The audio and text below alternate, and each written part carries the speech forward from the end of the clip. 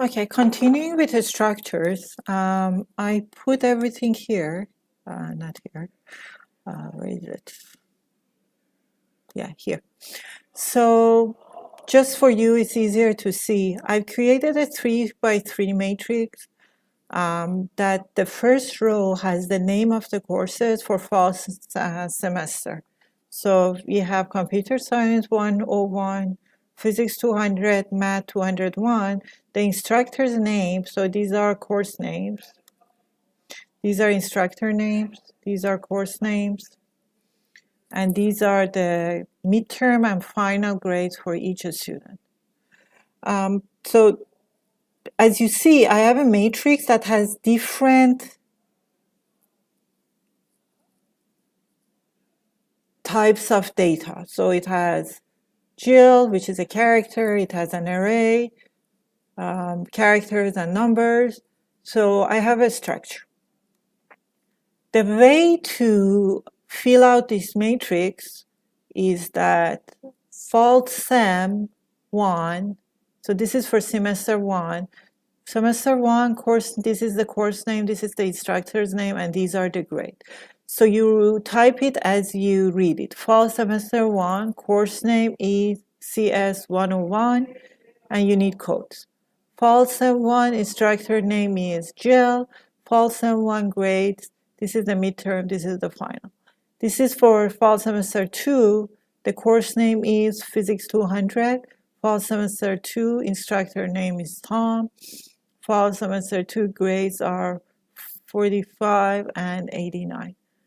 So by dots, you're creating a structure. Fall semester 3 dot course name, fall semester 3 dot instructor name, fall semester 3 dot grade. MATLAB looks at it as 1 by 3 structure. So it will take these 3 and transpose it, so you will have something like this. It will look at it as CS 101 and then Jill and then those grades. For fall sem 1. Fall sem 1, and then for fall sem 1, and then for fall sem 2, it will have another array of Physics 200 and then Tom and the grade. That's why, and then for fall semester 3, it will create Math 2001, Mary 197. That's why you will always see MATLAB if you look in the workspace. Here you will see 1 by 3 structure for fall sem. So I copy paste everything here in MATLAB. So you have fall semester 1 course name. Everything is the same. You need single quotes for characters. So it's CS. Although this is number, but because there's a character, there are 2 characters here, you have to put single quote. So that's for that. Then you have course instructor's name, grade, again for fall semester 2, different data types. I'm creating a structure. I'm connecting fall semester to course name, instructor name, and grades by dots. So that's how you create a structure. Now, if you want to, let's do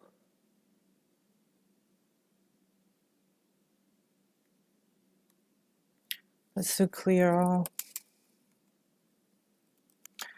Now, if I run this, you'll see that my fall semester is a 1 by 3 structure here in workspace.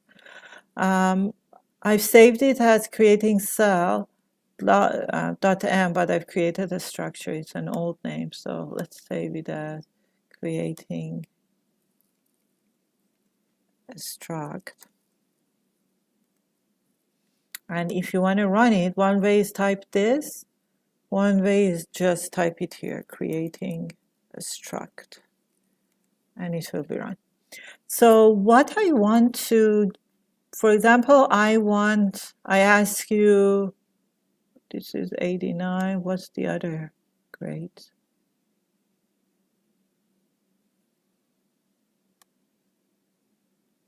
This one.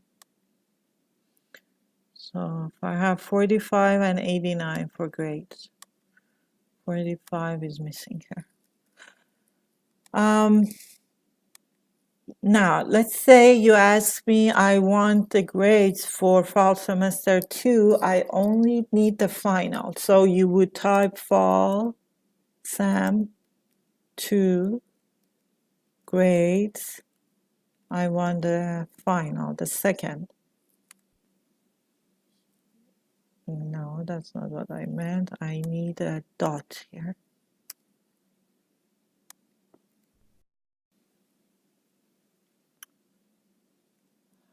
So fall sem 2. What's wrong here? Fall sem 2 grades. Say fall sem 2 course name. Course name is physics 2. Now fall sem 2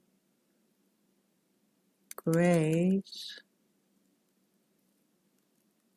Give me all the grades.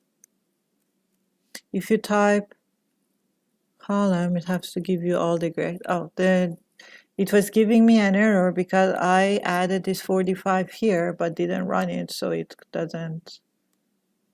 Now if I put fall sem 2 grades, it's here, 45. Now if I only want 45, if I put 1 here, then it will give me 45. If I put 2 here, then it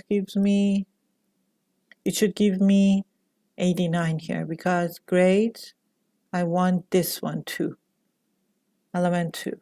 So I get 89. So as you see, I've created a structure and I can get whatever data I want from the structure. And now, another form of creating a matrix that has different types is cell. Cell, the difference between cell and a structure is that you can have a matrix that has a structure inside, and that's called cell. So you can have, so basically you have all the abilities that a structure has, but the cell, the matrix of a cell can contain structures as well as cells itself. For example, let's say I keep this structure and then I add, let's just add this.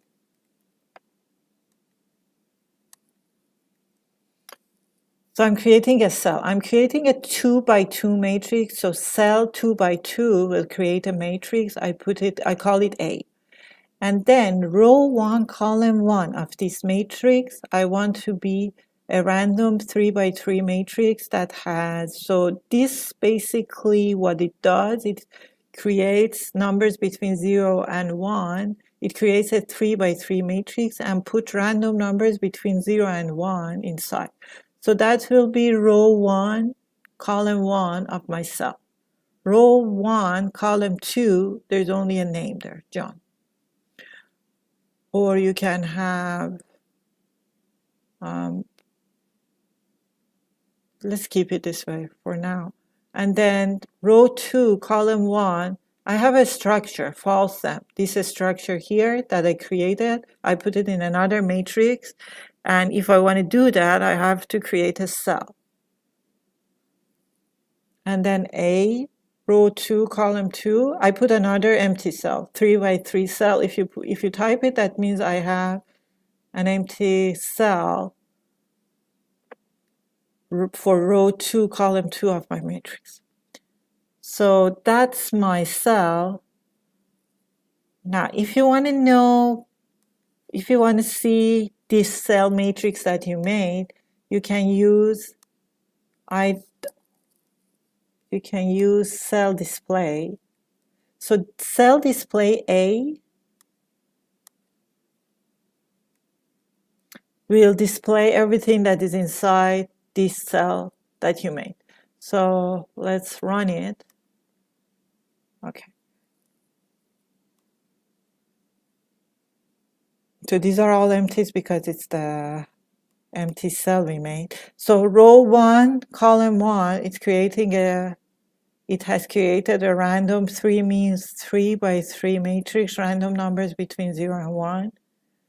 And then A21 is a structure, 1 by 3 structure array with fields. These containers, as I said, they are called fields. Course name, instructor name, grades. A12 is the name John. And then the rest are just empty values because I created a 3 by 3 cell, but I didn't put anything there. You can create another cell and then put it here. So it's basically what you have seen, that we created a structure and then we created a cell and put that structure inside that.